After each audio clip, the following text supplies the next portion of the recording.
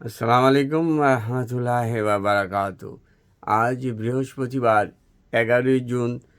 আয় এখন রাত আপনার 11:30। আপনাদের শুভেচ্ছা সালাম জানিয়ে আমি বাংলাদেশ পরিচালনা করার জন্য 30 দফা রূপরেখা আমি এই গত বছর দিয়েছিলাম। সেটা আপনার ফেসবুকে মিডিয়াতে অনেকবার ছেড়েছি। সেই 30 দফা রূপরেখাগুলা যদি পালন করা হয়, এই দেশ হবে একটা সোনালী দেশ। প্রথমত লিখছিলাম আপনি দুর্নীতি দমন করতে হবে।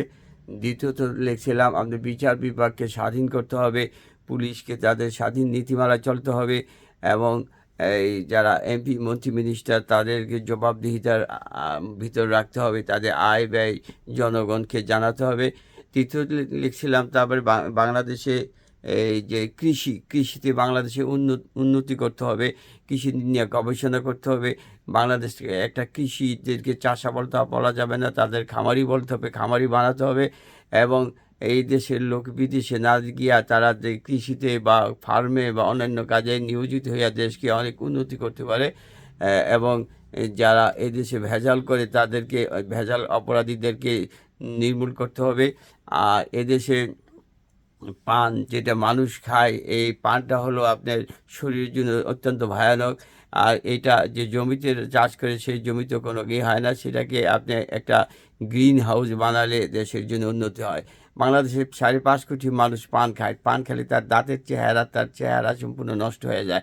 তাদের কোনো খাবারের স্বাদ ঘ্রাণ কিছুই পায় না। এমন একটা দেশে এমন একটা খাবার চলে, সরকার এগুলা কিছু বাধা বিপত্তি করে না। তারপরে এদেশে আপনার এই যে জলবায়ুর পরিবর্তনের কারণে এদেশে সেন্টার বানাতে হবে, যেখানে মানুষ জলবায়ু আক্রান্ত হলে সেন্টারই করতে পারে। আর আর আমাদেরকে সবাইকে পাঠ্যপুস্তকে বাংলা, ইংরাজি, আরবি অন্তর্ভুক্ত করতে হবে।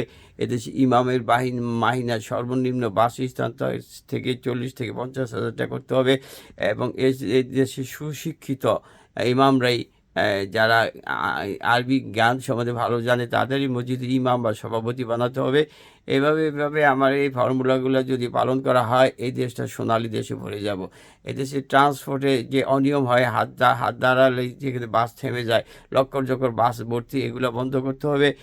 এদেশে আপনার মেধা, যেগুলো বিদেশে মেধাবীরা ট্রেনিং দিতে যায়, এদেশে আইসা তাদেরই সেই মেধাগুলো প্রয়োগ করতে হবে। এদেশের মেধাবীদেরকে করতে হবে। এদেশের শিক্ষা ব্যবস্থা আমূল পরিবর্তন করতে হবে। তাহলে এ দেশটা একটা সোনালী দেশ হবে। কারণ এমন সুন্দর দেশে পৃথিবীতে বিরল। এদেশের আবহাওয়া, এদেশের মাটি, এদেশে পাহাড়, পাথরের পাহাড় নেই। এদেশে আপনার বালির ঢল নেই।